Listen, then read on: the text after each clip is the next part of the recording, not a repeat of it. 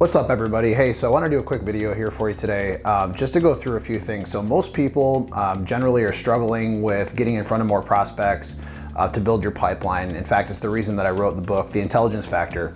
But one of the main reasons that people are struggling with that is it's usually their message, whether it be their first attempted contact, first call, first email. It's not entirely right. So it's not really focused on the prospect or the customer itself. So I wanted to just put together a few things. Number one, when we're reaching out to a customer or prospect, the reason they're not responding to us is because they feel like they can solve the problem they have, if you've identified it, that is, on their own. So you're not creating enough value through whatever form of communication you're using. But the biggest thing is that most salespeople, when I either train them or I observe other salespeople I've worked with that are not succeeding and reaching the success that they desire, is because they don't seem to understand that their message, it's not about you or your offer or your product, okay? And that's really the key elements here, is that when you're reaching out to a prospect, in order to gain their attention, they don't care about you, they don't care about me. As salespeople, our job is to help connect the dots so that they can understand that we have an offer, a product, or a solution that might be able to help them solve their problem.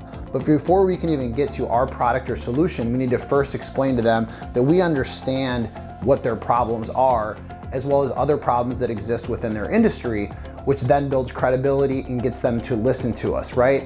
If you look at AIDA, right, you have to create attention, then you have to generate interest, then you have to get them to make a decision, or in other words, create desire, and then eventually take action. But right now what we're talking about is gaining their attention and getting some interest. So remember, the first thing is, it's not about you and it's not about your product or offer. The other thing is, stop leading with the following things. Most people I see, and I've been guilty of this myself, is we want to check in and touch base with prospects. And the fact of the matter is there's no value, in fact, zero value in checking in or touching base.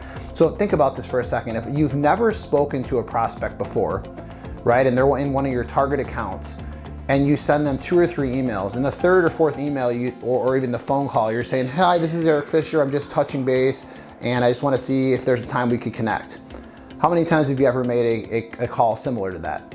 Probably most of us have. The problem is, again, there's no value for the prospect, so why should they call you back? They're very, very busy, and you're not helping them solve a problem. So instead, we need to make something that's a bit stronger. Some other things that I see people use, talking about the product features and benefits. So if you sell software, or maybe you're selling some type of other physical product that you sell in a unit, or maybe it's software, hardware, whatever it may be, if you're selling to them and talking about new updates or features, again, put yourself in the prospect's shoes. If you're not aware of the problem you actually have, or you're not really sure how those features might actually solve a problem, listening to a voicemail or reading an email about new features is not all that exciting. In fact, again, if you put yourself in the shoes of the prospect, why would you call somebody back or spend time returning an email if it doesn't help solve your problem? There's no value in it for you, so you wouldn't. A few other things. Anything that's about you should not be used in your messaging. Now, does that mean that you shouldn't use your name?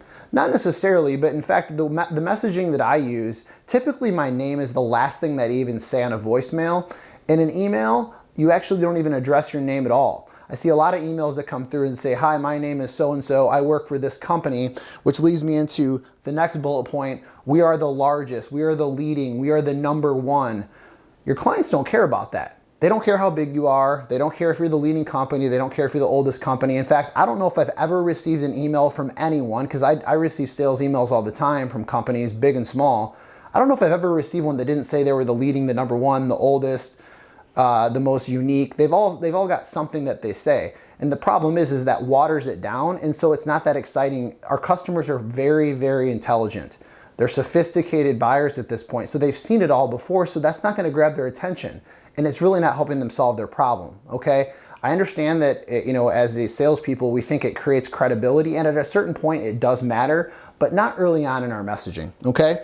And then the last thing is, if you're sending out white papers, case studies, information, and you send it out, that's very different than someone going to your website, if you work for a corporation, and downloading a white paper or a case study or some type of informational material, and then a salesperson following up saying, I'm following up with you because you downloaded this white paper or case study.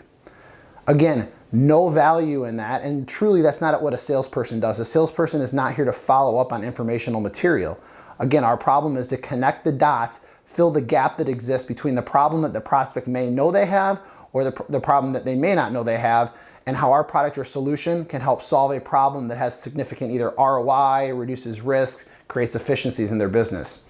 So in tomorrow's video, I'm going to talk to you about a better way, a better framework you can use in your messaging, which I guarantee will book you more appointments. In fact, this is very framework I talk about in my book, The Intelligence Factor, but I'm going to actually walk through it with you today and why you can how you can apply it in your business.